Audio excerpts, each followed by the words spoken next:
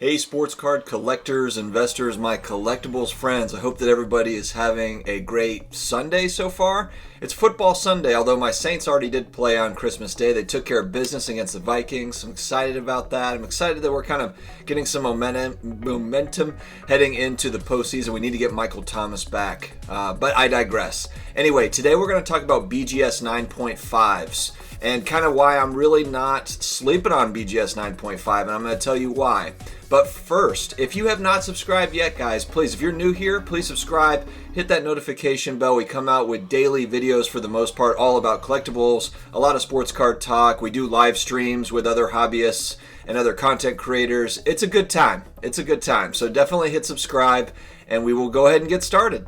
All right, guys, so with kind of the big acquisition with Nat Turner and his investment team buying PSA, there's just been a lot of focus on PSA, and PSA 10s are what people want. That's considered to be kind of top of market. It is what is going right now. Now, I'm kind of a long-term thinker where if we look back in time, we've seen parts where SGC has been very popular. We've seen BGS being number one and PSA being number two in the early 2000s, and then it's switching. So, I guess I'm a believer in change happens everywhere in all ways. And so, not to say that PSA won't be at the top of the mountain forever, because they might very well be. They're certainly positioned to stay kind of at the top. But with that said, I think that BGS is going to be that number two. Beckett Grading Services with the Beckett name. It's got Dr. Jim Beckett's name on it, and it's just such a long time, name in the hobby, 30 plus years, 40 years. And so I don't think that BGS is going anywhere unless, from a business standpoint, operationally, they just don't take care of business. But as far as their brand and their name recognition, I think that they're a strong number two that stays at number two. Plus, they are, from my understanding, they are the top signature authentication company. So they're used way more widely over PSA on that side of things. So I certainly don't see that BGS going away anytime soon. But if you look at pricing for BGS 9.5s in particular, now of course BGS 10s are expensive, but BGS 9.5s are a lot more common in the market. PSA does not have a 9.5 grade at this point in time, but to me there can be a lot of value in BGS 9.5. In many cases you see BGS 9.5s at half the price of a PSA 10. Sometimes they're 30% of the price of a PSA 10. It really just depends on the card. But, there can be a lot of value there in a time where people want graded cards. They want graded cards over raw. They do want graded cards, and the price is going up to get cards graded. Timelines are very long to get cards back, and so there is certainly, for existing graded cards, I think there's a premium that has not necessarily been added to the market price in a lot of ways. Because if you think about the time that it takes to get cards back, now maybe that changes, maybe that catches up here over the next, 3 months, 6 months, 12 months. But if you're just looking at kind of the cost of what grading is in comparison to other industries, the cost of grading is still very affordable in comparison to what kind of that resale price is. There's still that arbitrage there. So if we're looking at already graded cards, there are a lot of great BGS 9.5s that are sitting out there. And of course, you've got the subgrades, which I really like. I really like that BGS has the subgrades. I think that's important. I like their cases, but I like that you can there's different price points based on the subgrades. And there's a lot of great value in those, those true mint or the gem mint, kind of the quad 9.5s, or you have all 9.5s and maybe a 10 thrown in there.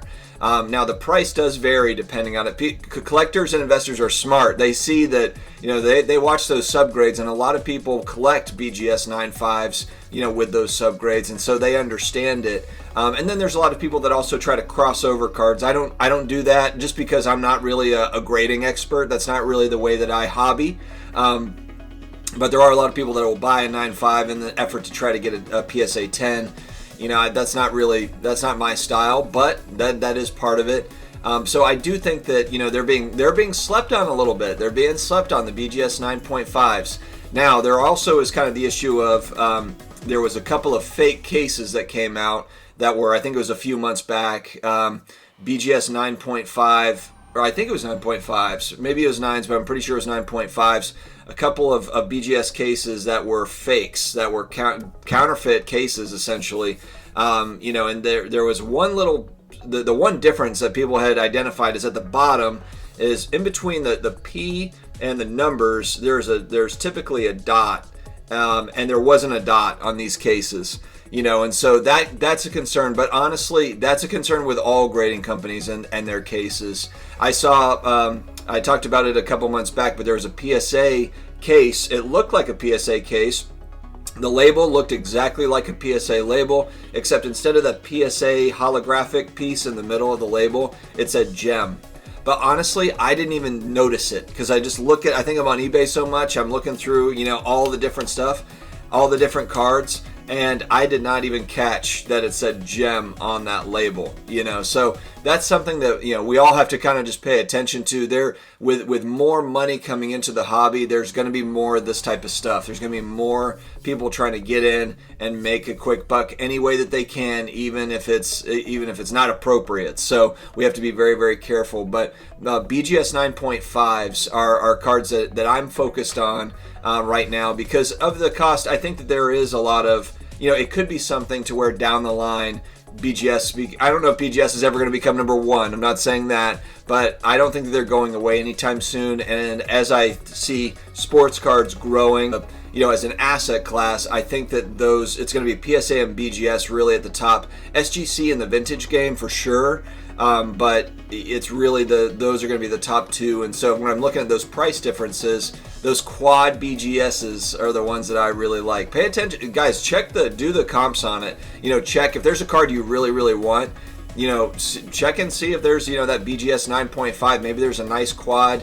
Where you've got 9.5 on all four of those subgrades, and you can get it at a good price. It's definitely worth a shot. So guys, thank you very much for joining me this morning. I just kind of rolled out of bed and wanted to get a video out. This might be a double header today. Might have 2 videos coming out. We will see. Also, one question before I let you go too is I'm trying to figure out if I should ship. I did sell a couple of cards, and I was trying to figure out if I should ship USPS or if I should ship FedEx or UPS, just because the USPS, I haven't gotten a package from the post office in 2 weeks. And I don't know when and I've got stuff that's coming. I did not get my Jamal Murray White Prism yet that I was hoping to get for Christmas. I made a video on that, the one card I want for Christmas. I have not gotten it yet. So I wanted to get your opinions. Are you shipping out with USPS right now, or are you going with FedEx or UPS or some other type of shipping service just to make sure it gets there timely? I don't know if there's a perfect system to it, but I'd like to get your feedback, guys. So let me know in the comments. We will talk to you again later. Have an amazing Sunday. Take care.